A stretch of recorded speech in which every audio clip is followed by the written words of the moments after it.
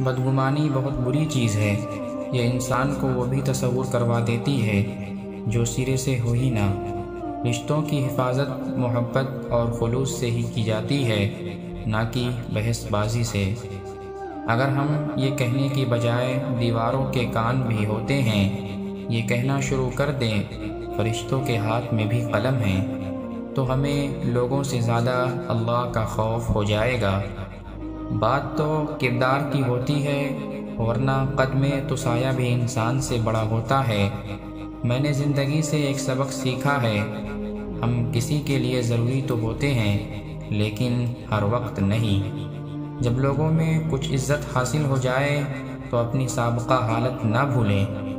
وہ جگہ چھوڑ دو جہاں تمہارے احساس، تمہارے الفاظ کی قدر نہ ہو، پھر چاہے وہ کسی کا گھر ہو یا کسی کا دل۔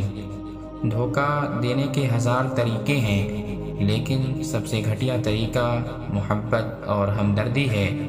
کامیاب لوگ اپنے فیصلوں سے دنیا بدل دیتے ہیں، اور کمزور لوگ دنیا کے ڈر سے اپنے فیصلے بدل دیتے ہیں۔ وہ بلندی کس کام کی جس پر انسان چڑھے اور انسانیت سے گر جائے۔